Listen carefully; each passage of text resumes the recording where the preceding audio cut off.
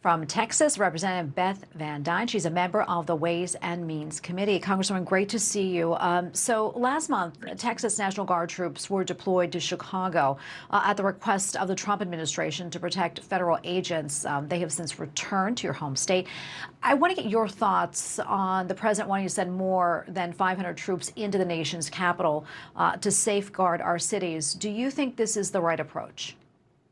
Look, I think what he's done with sending the National Guard into a lot of cities is what mayors should be asking for if they feel like their crime is out of control in working with the federal government. Unfortunately, what we've seen from a lot of these mayors in these massive blue cities is they're doing the exact opposite. They're not only fighting on the Trump administration on getting additional help that they obviously need, their citizens want, but they are also, sending the message that our police are bad, that our law enforcement is bad, and to attack and film on ICE agents who are just doing their job and protecting, our laws, protecting our country, and protecting our citizens. So I think if we've got the resources available and all the states are willing to help, it would be incredible what happens when you actually enforce the laws in this country, which is what we've just seen the first 10 months of this presidency. But instead, you've got these radical Democrat leaders who seem to be just supporting criminals and criminal illegal aliens over their own citizenry.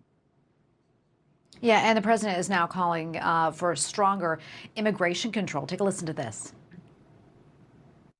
We have no greater national security priority than ensuring that we have full control over the people that enter and remain in our country. For the most part, we don't want them.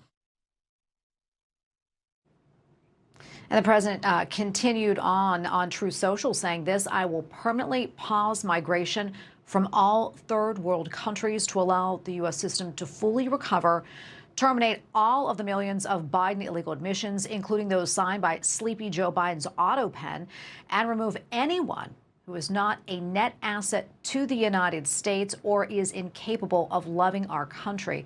I know Texas has really been on the front lines of the immigration battle.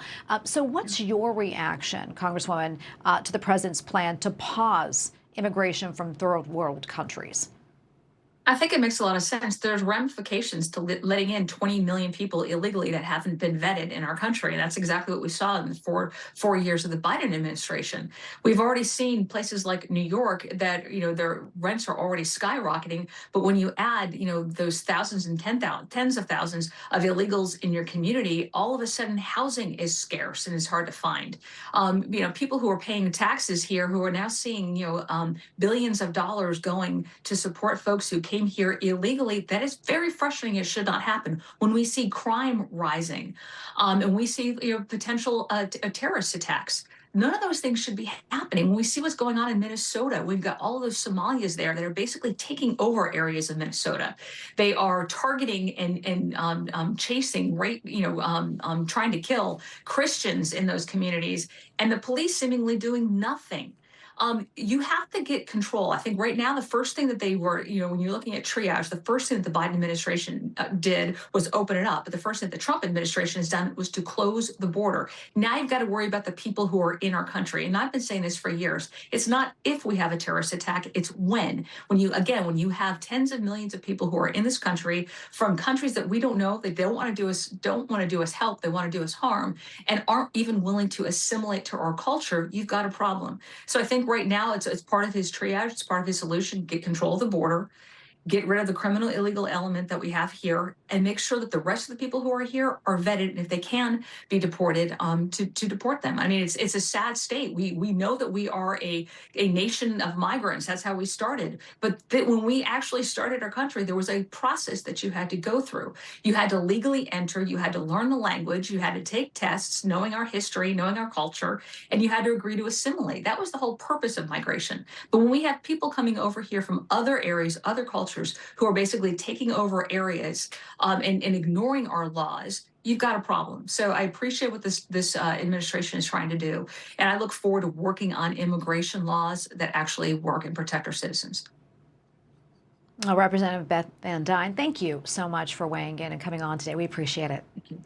And have a happy Thanksgiving. I know it was yesterday, but I'm going to be thankful the entire week, especially after what happened out in front of the White House a couple days ago.